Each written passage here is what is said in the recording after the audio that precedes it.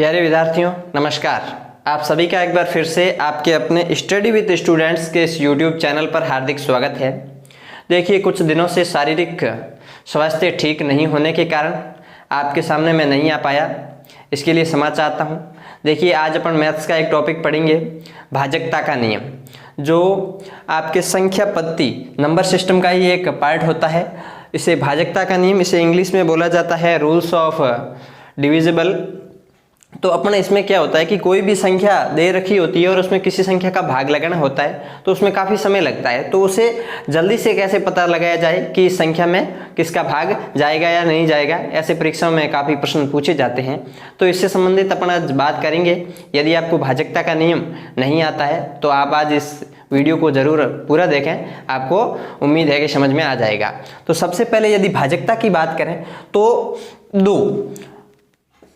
दो से भाजकता, अपन ये बात कर सकते हैं। दो से भाजकता किस संख्या में दो का भाग जाएगा, उसके लिए क्या होगा, क्या रूल्स है, वो आपको बताऊंगा। देखिए, दो से भाजकता वे संख्याएं जिनका इकाई अंक होता है ना, वो 0, 2, 4, 6, 8। जिन संख्याओं का इकाई अंक 0, 2, 4, 6, 8 होगा, उन संख्याओं में क्या होगा, 2 का भाग है वो पूरा जाएगा। परीक्षाओं में क्या होता है कि बड़ी बड़ी संख्याएं दी जाती है और पूछ लिया जाता है कि किसमें 2 का भाग जाएगा और 4 ऑप्शन रख दिए जाते हैं। तो यदि अपने को रूल्स पता नहीं है तो अपन भाग लगा कर चेक करते हैं कि कौन सी संख्या 2 से पूरी तरह विभाजित है और कौन सी 2 से पूरी विभाजित नहीं है। तो इसमें क्या होता है कि समय काफ़ी खर्च होता है और कंपटीशन एग्जाम में समय अपने को सीमित होता है। तो देखिए, यहाँ पे 0, 2, 4, 6, 8 जिन संख्याओं का इकाई अंक होता है उनमें 2 का भाग क्या होता है, पूरा जाता है। तो यहाँ देखिए, अपन किताबी यदि रूप से इस परिभाषा को लिखें तो किस प्रकार लिखेंगे कि वे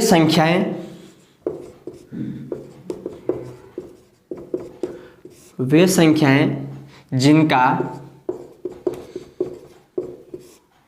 इकाई का अंक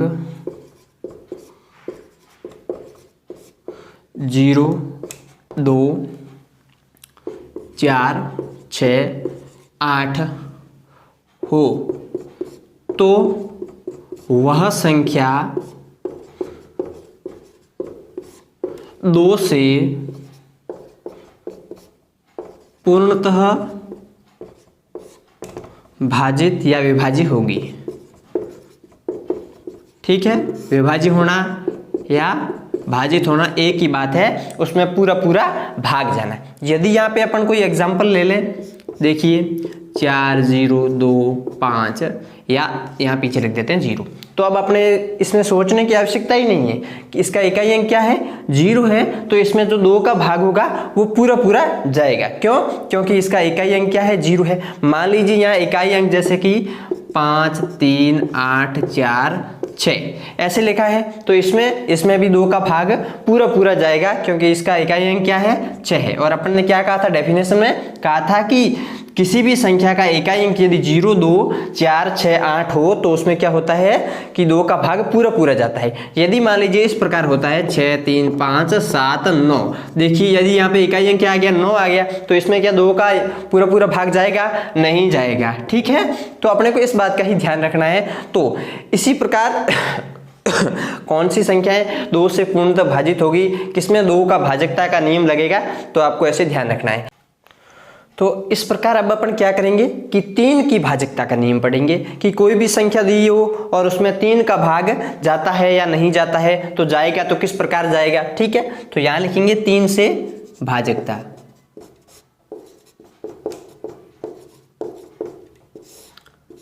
तो देखिए, 3 की भाजकता का नियम क्या होता है कि कोई भी संख्या दे रखी हो उसका योग करेंगे तो जो योग आएगा वो 3 से विभाज्य होना चाहिए, 3 से भाजित होना चाहिए। जैसे कि मैं यहाँ पे कोई संख्या लिख देता हूँ 3, 6 और यहाँ लिख देता हूँ 8, 1। देखिए, अब इनको यदि जोड़ा जाए और उसमें क्या यदि 3 का भाग जाता है तो वो पूरी संख्या 3 से क्या होगी, विभाज्य होगी, भाजित होगी, नहीं तो नहीं होगी, उसमें 3 का भाग नहीं जाएगा। ठीक है, तो देखिए इनको यदि अपन जोड़ें तो 3 और 6 ये हो गए 9, 9 और 8 हो गए 17 और साथ में 1 जोड़ दिया 18। तो देखिए 18 में यदि 3 का भाग दिया जाए तो देखिए 6 बार जा रहा है। ठीक है, तो इस प्रकार यदि 3, 6, 8 और 1 ये जो संख्या है ये 3 से पूर्णतः क्या है, भाजित है। इसी प्रकार कोई और संख्या ले लेते हैं अपन 9, 4, 2, 1 और 5। ठीक है, इसको अपन यदि जोड़ते हैं, यदि जोड़ने के बाद 3 की टेबल से विभाजित संख्या होती है तो 3 के भाजकता का नियम लगेगा, नहीं तो नहीं लगेगा। तो देखिए 9 और 4 यहाँ पे हो गए 13, 13 और 2 15, 15 और 1 16, 16 और 5 जोड़ दें तो 21। ठीक है, और 21 में 3 का भाग जाता है, 3 की टेबल को 7 बार बोलते हैं तो 21 आते हैं। ठीक है, तो इसी प्रकार ये जो लिखा है 94,215, इसमें भी क्या है, 3 का भाग पूरा पूरा जाता है। ये यहाँ पे 3 का जो भाजकता का नियम है वो काम कर रहा है। ठीक है, तो देखिए इसको अपन किताबी रूप में, परिभाषा के रूप में किस प्रकार लिखेंगे वो सीखते हैं। तो देखिए किताबी रूप में भी लिखना आना चाहिए।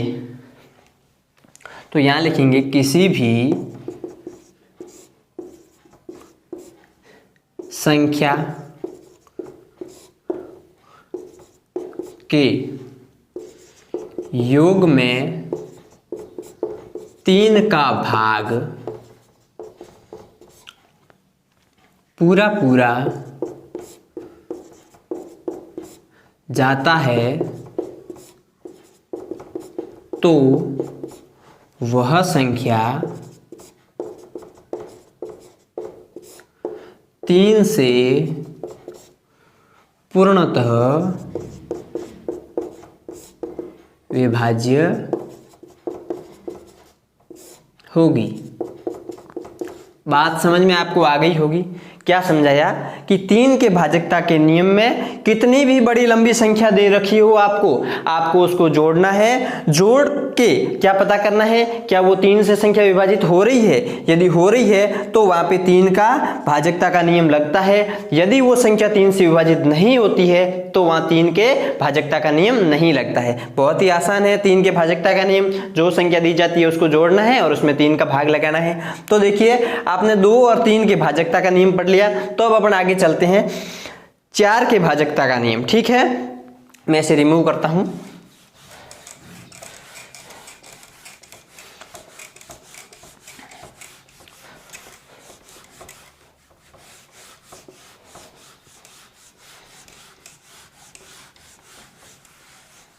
अब अपन पढ़ेंगे जो आगे वो पढ़ेंगे 4 से भाजकता।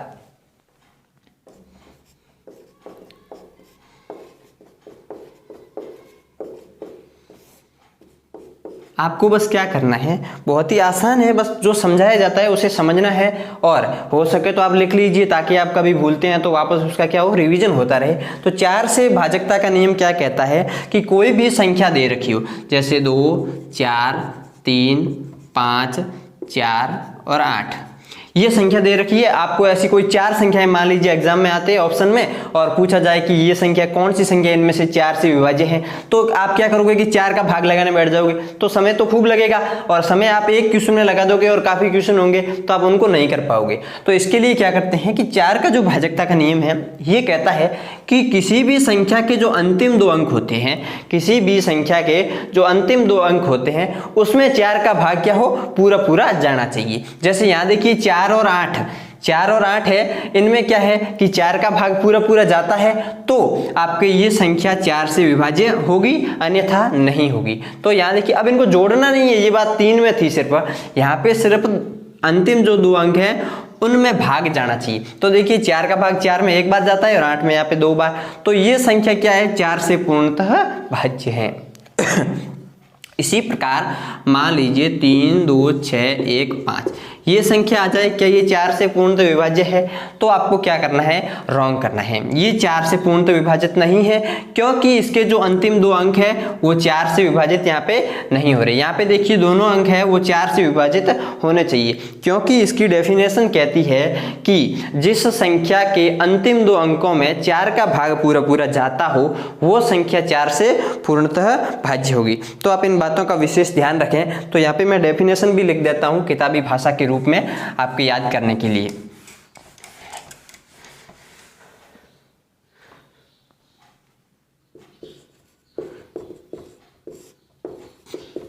किसी भी संख्या के अंतिम 2 अंक, कैसे अंक? अंतिम 2 अंक, अर्थात अपन ये भी कह सकते हैं इकाई और दाई। किसी भी संख्या के अंतिम 2 अंक में 4 का भाग पूरा पूरा जाता है तो वह संख्या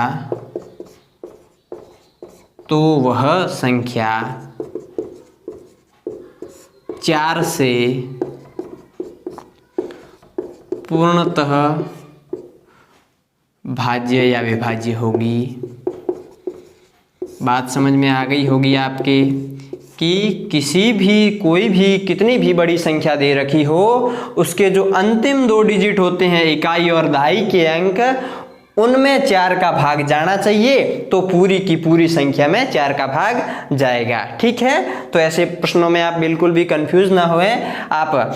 हम जो लगातार वीडियो बनाते हैं उन्हें आप देखिए, कंपटीशन एग्जाम हो, जैसे कि 6th 7th class, 8th class है, 10th क्लास है, इन सभी के वीडियो हम बनाते हैं। तो यदि आप इस YouTube चैनल पर नए हैं तो आप हमारे चैनल को ज़रूर सब्सक्राइब कर दें और पास में दी गई बेल आइकन की घंटी को भी दबा दें, ताकि आने वाली हर वीडियो की नोटिफिकेशन भी आपके पास समय समय पर आती रहे और आपका अध्ययन भी लगातार चलता रहे।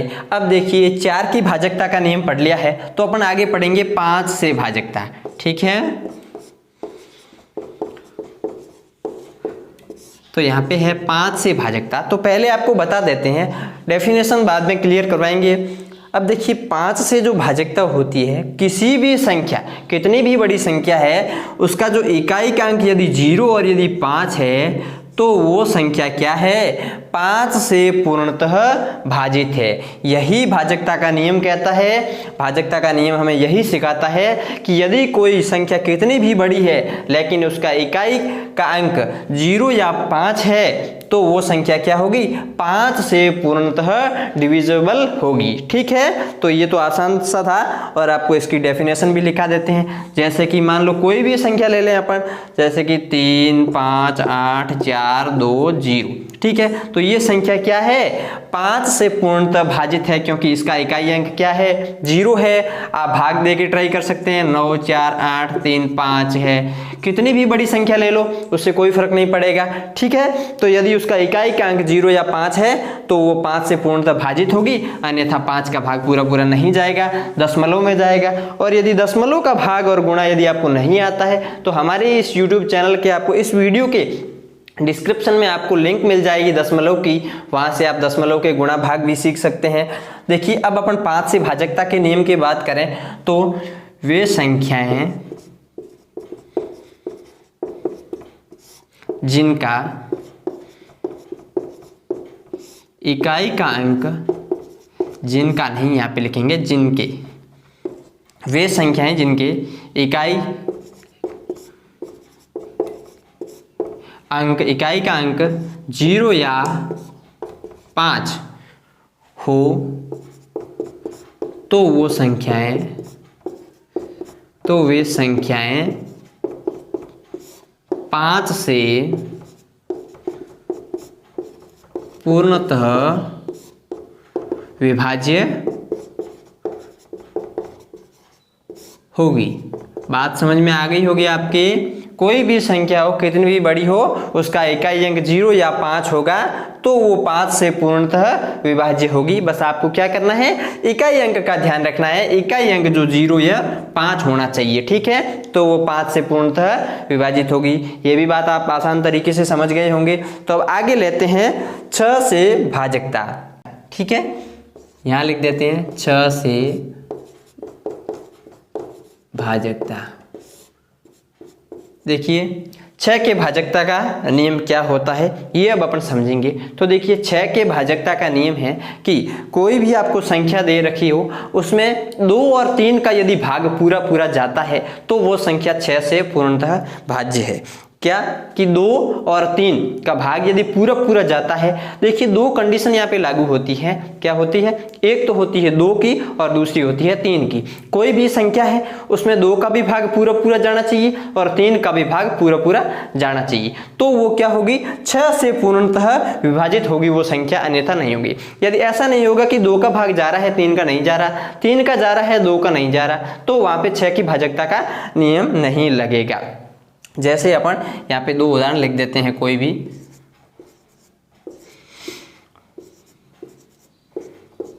तो यहाँ देखिए, अब देखिए सबसे पहले अपने को क्या करना है, 6 की भाजकता का नियम कहता है कि वे संख्या जिसमें 2 और 3 का भाग पूरा पूरा जाता है तो वहां 6 की भाजकता का नियम लगता है।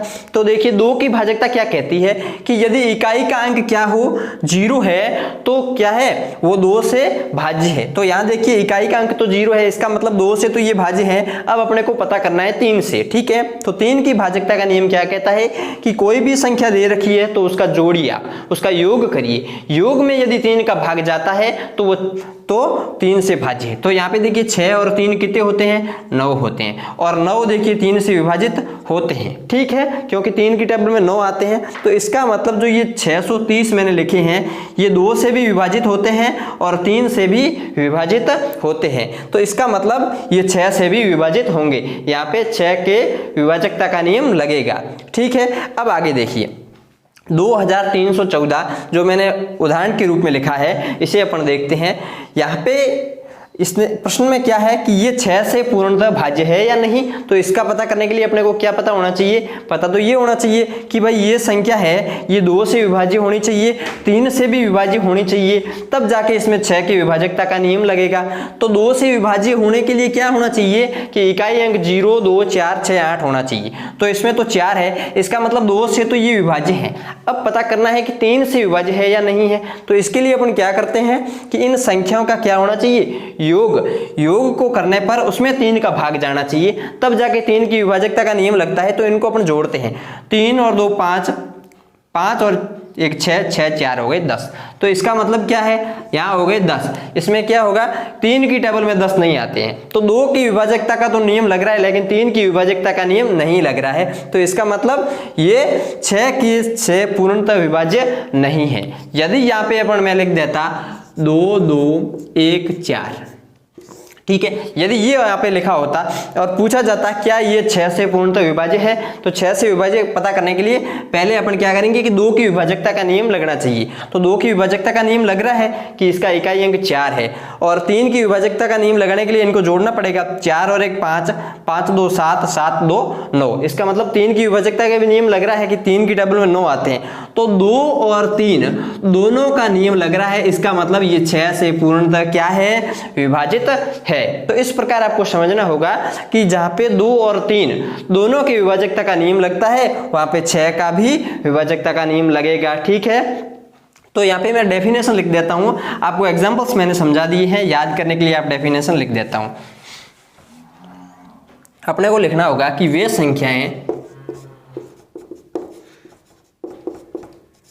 संख्याएं जिनमें 2 व 3, जिसमें 2 व 3 अर्थात दोनों का, ये लिख देते हैं ताकि परिभाषा में आपको समझ में आए, ध्यान बना रहे। वे संख्याएं जिनमें 2 व 3 अर्थात दोनों का भाग पूरा पूरा जाता हो तो वह संख्या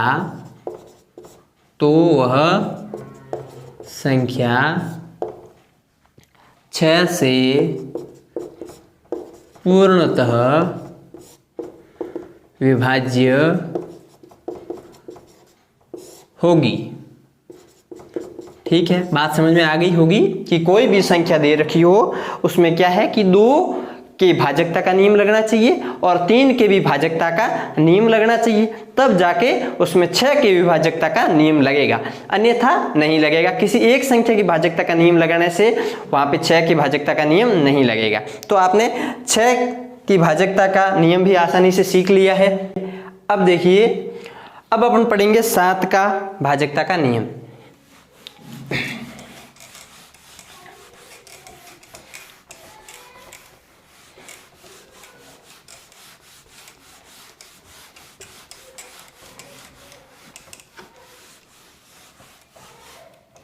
तो 7 से भाजकता आप सबको पता होना चाहिए कि 7 से भाजकता का नियम कोई ऑथेंटिक नियम नहीं है, इसके कोई रूल्स नहीं है 7 की भाजकता के नियम। ऐसे देखिए जैसे कि कोई संख्या 154 ली है अपन ने और उसका जो इकाई का अंक होता है उसको हटा दें और उसको डबल करके, जैसे कि 4 का डबल 8 है, ऐसे घटा दें, और यदि वो संख्या 7 का पहाड़ा यदि आती है तो वहाँ पे क्या होता है कि 7 का रूल्स लगता है, भाजकता का नियम लगता है। लेकिन जब अपन इतना करते हैं, इतना करने के बावजूद मान लीजिए ये तो मैंने संख्या छोटी ली 154, कोई बड़ी संख्या भी हो जाता है उसमें 7 की भाजकता का नियम पूछा जाता है तो भाग देना ही वहाँ आसान रहता है, इतनी बड़ी प्रक्रिया नहीं होती है। यहाँ पे देखिए मैंने क्या किया कि मैंने 154 कोई संख्या ली थी, ठीक है, अंतिम अंक को मैंने हटा दिया। उसके बाद देखिए अंतिम अंक का क्या करना है, डबल करना है। डबल का मतलब 4 का डबल करना है 8, और 15 में से 8 के पीछे कितने बचे, 7। देखिए नियम यही है कि 7 का पहाड़ा आना चाहिए। क्या आना चाहिए, 7 का पहाड़ा क्या आना चाहिए, यहाँ पे आना चाहिए, तो वहाँ पे 7 के भाजकता का नियम लगता है। तो इससे अच्छा है कि 7 का भाग दें। तो 7 की भाजकता का कोई ऑथेंटिक रूल नहीं है, इसलिए मैं आपको 7 की भाजकता का नियम नहीं बता रहा हूं, ठीक है। अब देखिए अपन आगे बढ़ रहे हैं 8 से भाजकता।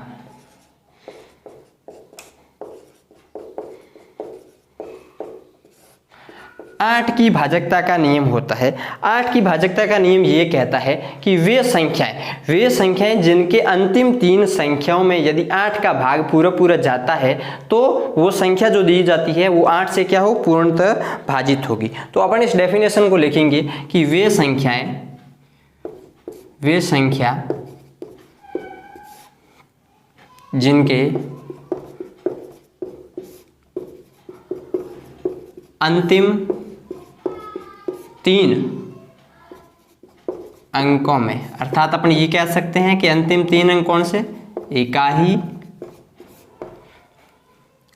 दाही और सैकड़ा। अंतिम 3 अंक इकाई, दाही और सैकड़ा में यदि 8 का भाग पूरा जाता है तो वह संख्या 8 से पूर्णतः भाज्य होगी। बात समझ में आ गई होगी डेफिनेशन, लेकिन अभी मैं एग्जांपल आपको दे रहा हूं, ठीक है, कि वे संख्या जिनके अंतिम 3 अंकों में इकाई, दाही, सैकड़ा, अंतिम 3 अंक इकाई, दाही, सैकड़ा होते हैं, उनमें यदि 8 का भाग पूरा जाता है तो क्या होगा, तो वो संख्या 8 से पूर्णतः भाजित होगी। जैसे यदि यहाँ पे कोई एग्जाम्पल ले लें, मैं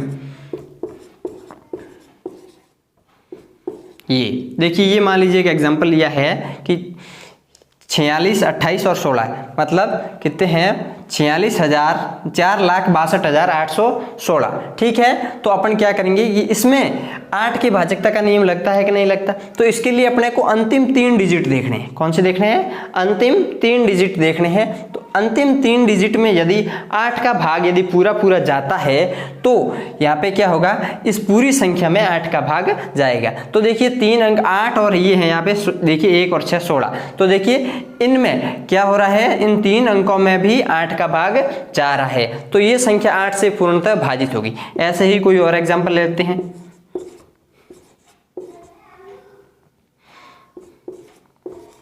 यहां देखिए अंतिम 3 संख्याएं देखनी है, 1 2 और 3 यहाँ पे, ठीक है। तो यहाँ देखिए 1 6 8 है, इसमें यदि 8 का भाग दिया जाए तो 8 का भाग जाता है, ठीक है। 1 6 8, 8 दूनी 16 होते हैं और 8 का 8 में भाग जाता है, ठीक है। तो इस प्रकार ये संख्या भी क्या है, 8 से पूर्णतः विभाजित है।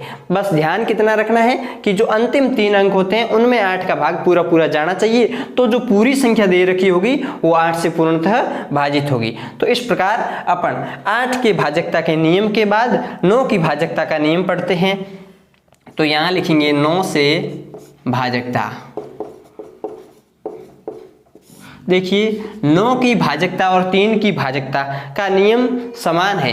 3 की भाजकता में क्या था कि कोई भी संख्या दे रखी हो उसका योग करें और उसमें 3 का भाग लगाना है, यदि जाता है तो पूरी संख्या में 3 का भाग जाएगा। और 9 की भाजकता का नियम भी यही कहता है कि किसी संख्या के अंकों का योग 9 के पहाड़े में आता है तो वह संख्या 9 से पूर्णतः भाजित होती है। तो अपन परिभाषा के रूप में पहले लिखते हैं कि किसी संख्या का योग यदि 9 के पहाड़े में आता है तो वह संख्या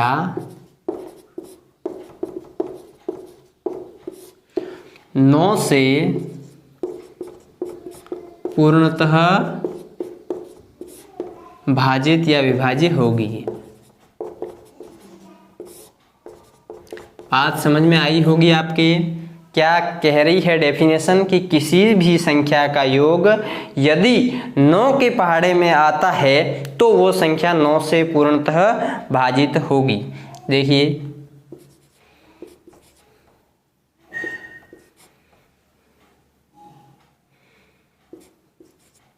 यहाँ पे अपन इस संख्या को देखते हैं और इसको जोड़ते हैं। यदि इसका योग 9 की टेबल में आता है तो पूरी संख्या 9 से भाजित है। तो देखिए 3 + 5 + 4 + 5 + 1, 3 और 5 या 8, 8 4 12, 12 और 5 17 और यहाँ टोटल हो गया 1 जोड़ दें तो 18, और 18 9 की टेबल में आ रहे हैं। तो इसका मतलब क्या है कि ये जो संख्या है ये 9 से क्या है, पूर्णतः भाजित है। ठीक है, इसी प्रकार कोई एक आध और एग्जांपल अपन यदि ले लें तो देखिए यहाँ पे, ठीक है, इस तरफ ध्यान दें आप। इसको क्या करना है, ये जो भी संख्याएं दी जाती है इनको अपने को जोड़ना है। जोड़ें तो देखिए 3 + 2 + 5 + 4 + 4, ठीक है, इनको जोड़ते हैं तो देखिए 3 2 5, 5 5 10, 10 4 14, 14 4 यहाँ पे भी 18 हो रहे हैं, तो इनका भी योग 18 हो रहा है। इसका मतलब 9 के टेबल में 18 आ रहे हैं, जैसे कि 18 27 36, इस प्रकार जो 9 से विभाज्य हो, कोई भी बड़ी संख्या हो सकती है, ठीक है, 9 से भाजित होनी चाहिए। तो उस पूरी संख्या में 9 का भाग क्या होगा, लगेगा, और 9 का भाजकता का नियम वहाँ काम करेगा। ठीक है, तो इस प्रकार आपको 9 से जो भाजकता का नियम है ये भी समझ में आ गया होगा। अब अपन आगे जो पढ़ेंगे वो पढ़ेंगे 10 से भाजकता। ठीक है,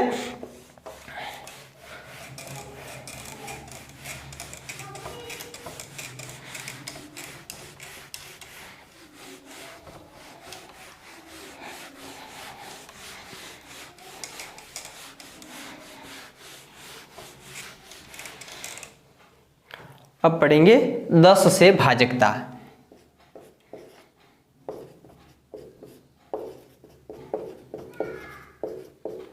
दस से भाजकता बहुत ही आसान है, सबसे आसान है कि वे संख्याएं जिनका इकाई अंक क्या हो, 0 हो, वे संख्याएं जिनका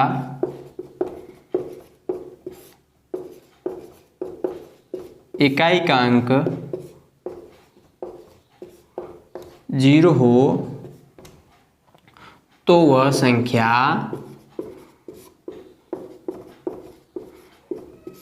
10 से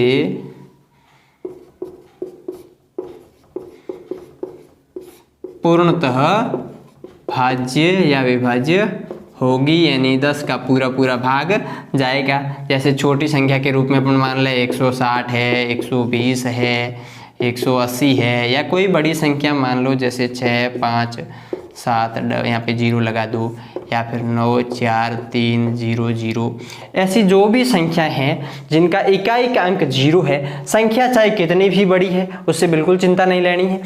तो यदि इकाई का अंक जहाँ 0 है तो वो संख्या क्या है, 10 से पूर्णतः विभाजित है, और वहाँ पे 10 का जो विभाजकता का नियम है वो पूरी तरह से लागू होता है। ठीक है, तो 10 की भाजकता का नियम पढ़ने के बाद अपन चलते हैं 11 की भाजकता के बारे में। तो लिखेंगे 11 से भाजकता मतलब कि किन किन संख्याओं में 11 का भाग जा सकता है पूरा पूरा। तो 11 का भाजकता का नियम पढ़ने से पहले आपको बता दें कि वे संख्याएं जिनके सम व विषम स्थान का अंतर 0 या 11 का पहाड़ा हो, क्या हो, वे संख्याएं, यहां लिखेंगे वे संख्याएं जिनके सम व विषम, वे संख्याएं जिनके सम व विषम स्थानों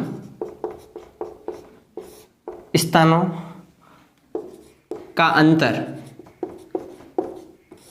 0 हो या 11 का क्या हो, पहाड़ा हो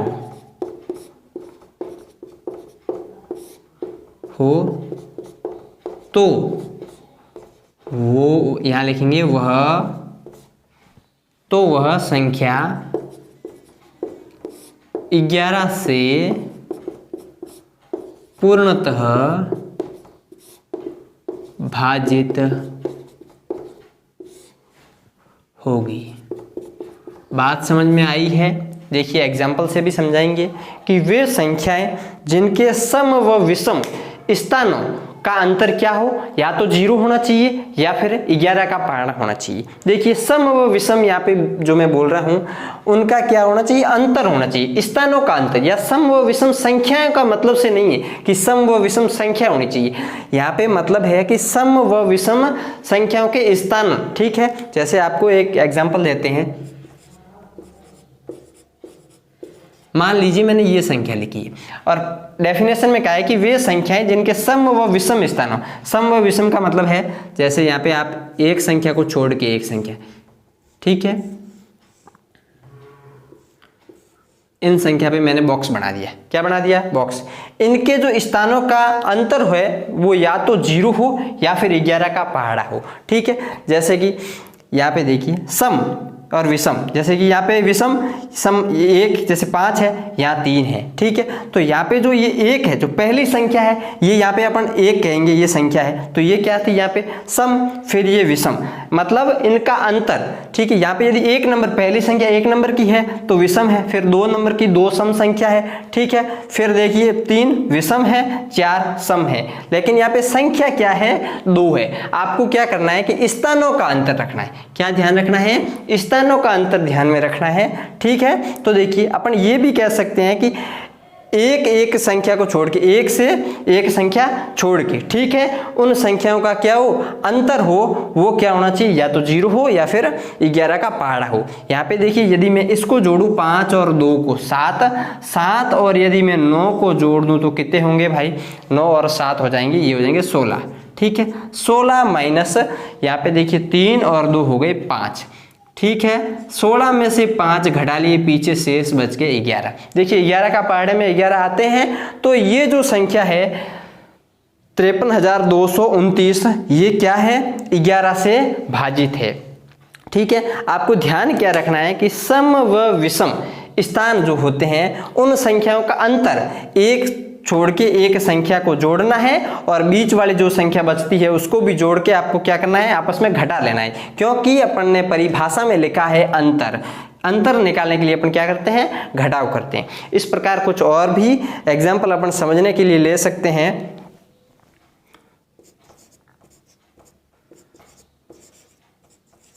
ये यदि एग्जाम्पल अपन ने लिया है, अपने को क्या करना है, सम व विषम स्थानों का अंतर ज्ञात करना है। तो यहाँ पे अपन पहली संख्या लेंगे, फिर यहाँ पे तीसरी संख्या लेंगे, और फिर 5वीं संख्या लेंगे। ठीक है, विषम संख्या यहाँ अपन लेते हैं। अब देखिए पहली, तीसरी और 5वीं संख्या ले ली, अब इनको क्या करना है, जोड़ना है। तो 5, 10 और ये टोटल हो गए 15।